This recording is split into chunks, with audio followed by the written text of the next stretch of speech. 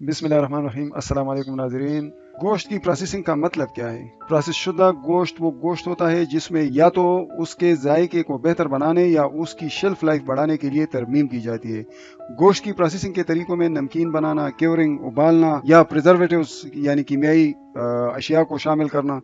جب گوشت کو مزیدار بنانے یا محفوظ کرنے کے لیے اس میں کچھ کیمیکلز شامل کیے جاتے ہیں تو اسے ہم پروسیس شدہ گوشت کہتے ہیں۔ بیکن، ہیم، سلامی، ساسیجز اور ہاٹ ڈاگ میں ایسے کیمیکل ہوتے ہیں جو ہمارے لیے نقصان دہ ہیں، جیسے نائٹریٹ، اور شاید آپ کو پتا ہوگا کہ نائٹریٹ ہمارے نظام انہضام میں ڈی این اے کو نقصان پہنچا سکتے ہیں اور کینسر کا باعث بنتے ہیں۔ روزانہ 50 گرام پروسیسڈ گوشت آپ کے کینسر کے خطرے کو 18% تک بڑھاتا ہے۔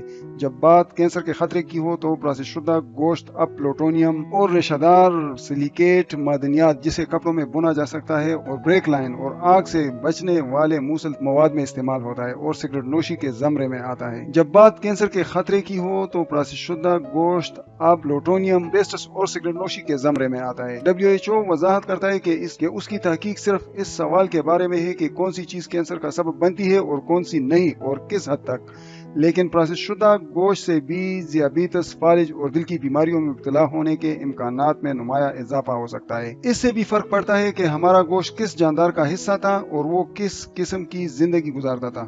مویشیوں کی بڑی مقدار میں اینٹی بائیوٹکس کھلانا عام بات ہے تاکہ ایسی بیماریوں کو روکا جا سکے جو اینٹی بائیوٹک مزاحمت کو پھیلا سکتے ہیں۔ مشترکہ طور پر سرخ اور پروسیس شدہ گوشت دونوں کا زیادہ استعمال آپ کی قبل از وقت موت کے امکانات کو 29% تک بڑھا سکتا ہے۔ اس کا مطلب ہے کہ اگر اس سال آپ کے مرنے کا امکان 3% ہے تو اب یہ 4%۔ یہ بہت زیادہ نہیں لگتا، لیکن چھوٹے فیصد لاکھوں کے معاشرے پر بہت بڑا اثر ڈالتے ہیں اور اس وقت تک بے ضرر نظر آتے ہیں جب تک کہ وہ آپ کو متاثر نہ کریں۔ خراب صحت کے لیے صرف گوشت کو مورد الزام ٹھہرانا غلط ہوگا۔ گوشت میں protein, water, mineral, vitamin, carbs اور فیٹس ہوتے ہیں، لہذا اس بات کا کوئی ثبوت نہیں ہے کہ گوشت میں چربی کی مقدار کے علاوہ کوئی منفی اثر ڈالنے والی چیز ہے، اور یہاں تک کہ یہ نقطہ انتہائی متنازع ہے۔ بالکل اسی طرح جیسے زندگی میں بہت سی دوسری خوشیوں کی طرح کبھی کبھی ایک اچھی چیز کی زیادتی کا بھی بہت نقصان ہوتا ہے۔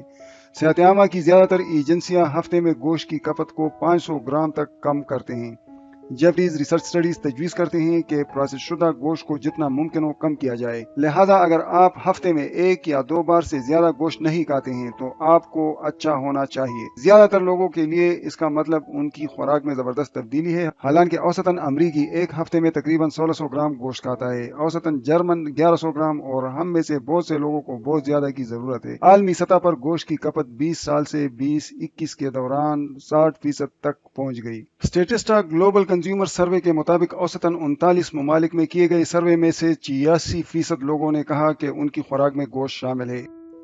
ایک سروے کے مطابق سالانہ ہانگ کانگ میں ایک شخص 137 کلو گرام پر ایئر کے حساب سے گوشت کھاتا ہے۔